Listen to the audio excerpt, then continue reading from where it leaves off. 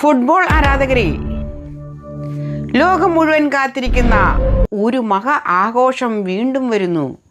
പക്ഷേ ഈ പ്രാവശ്യം പഴയ വേൾഡ് കപ്പ് അല്ല. 2026 ഫിഫ വേൾഡ് കപ്പ് ചരിത്രം തന്നെ മാറ്റാൻ പോവുകയാണ്.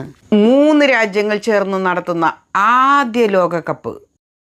48 ടീമുകൾ, 104 മത്സരങ്ങൾ. ചിലർ പറയുന്നു ഇത് ഫുട്ബോളിൻ്റെ ഭാവി.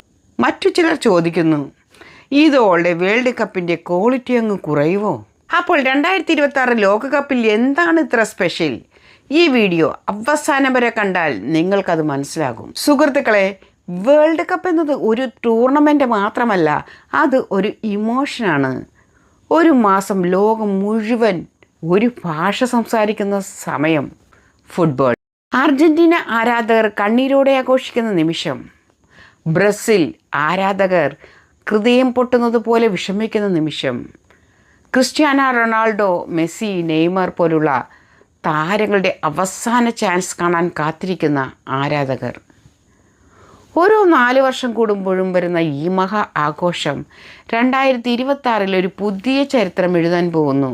കാരണം ഇത് ലോകത്തിലെ ഏറ്റവും വലിയ ഫിഫ വേൾഡ് കപ്പായിരിക്കും. രാജ്യങ്ങൾ ഹോസ്റ്റ് ചെയ്യുന്ന ആദ്യ വേൾഡ് കപ്പ്.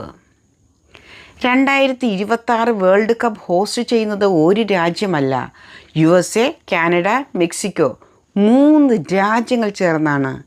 ഇത് ഫിഫ ചരിത്രത്തിൽ ആദ്യമായാണ്.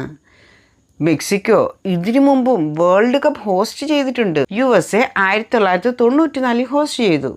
കാനഡ ആദ്യമായി പുരുഷ വേൾഡ് കപ്പ് ഹോസ്റ്റ് ചെയ്യും. ചിന്തിച്ചു നോക്കൂ, ഒരു രാജ്യമല്ല 3 രാജ്യങ്ങൾ, ഒരു സിറ്റിയല്ല പല മെഗാ സ്റ്റേഡിയംസ്, ഒരു കൾച്ചറല്ല 3 രാജ്യങ്ങളുടെ ഫുട്ബോൾ പാഷൻ. ഇതോടെ ട്രാവൽ എക്സ്പീരിയൻസസ് പോലും വലിയ അട്രാക്ഷനാകും. ഏറ്റവും വലിയ മാറ്റം 48 ടീംസ്. ഇപ്പോൾ വരുന്നത് ഏറ്റവും വലിയ ഷോക്കാണ്. മുമ്പ് വേൾഡ് കപ്പിൽ 32 ടീമുകൾ മാത്രമായിരുന്നു. പക്ഷേ 2026 അത് 48 ടീംസ് ആകും. ഇത് ശരിക്കും നല്ലതാണോ അതോ മോശമാകുമോ? നല്ലതാണ് എന്ന് പറയുന്നവർ പറയുന്നത് ചെറിയ രാജ്യങ്ങൾക്കും ചാൻസ് കിട്ടുമല്ലോ, പുതിയ ടാലൻറ്റ്സ് ലോകം കാണുമല്ലോ, കൂടുതൽ രാജ്യങ്ങൾ പാർട്ടിസിപ്പേറ്റ് ചെയ്യുമല്ലോ. പക്ഷേ ചിലർ പറയുന്നത് ഇതോടെ ക്വാളിറ്റി മാച്ചസ് കുറയുമോ, ടൂർണമെൻറ്റ് വളരെ നീളുമോ, സ്ട്രോങ് ടീം ഈസിലി ക്വാളിഫൈ ചെയ്യുമോ? ഇതിൽ നിങ്ങൾ ശരിക്കും എന്താണ് കരുതുന്നത്? കമൻറ്റിൽ പറയൂ. ഫോർമാറ്റ് കൂടി മാറുന്നു. എന്താണ് പുതിയ ഫോർമാറ്റ്? 12 ഗ്രൂപ്പ്സ് ഉണ്ടാകും. ഓരോ ഗ്രൂപ്പിലും 4 ടീംസ്. ടോപ്പ് 2 ടീംസ് ക്വാളിഫൈ ചെയ്യും. അതോടെ ചില ബെസ്റ്റ് 3rd പ്ലേസ് ടീംസിനും നോക്കൗട്ട് സ്റ്റേജ് ചാൻസ് കിട്ടും. ഇത് എന്താണെന്നറിയോ? ചെറിയ രാജ്യങ്ങൾക്കും സർപ്രൈസ് ചാൻസ്. അപ്പോൾ ഫുട്ബോൾ ഫാൻസിന് കൂടുതൽ ത്രില്ലാകും.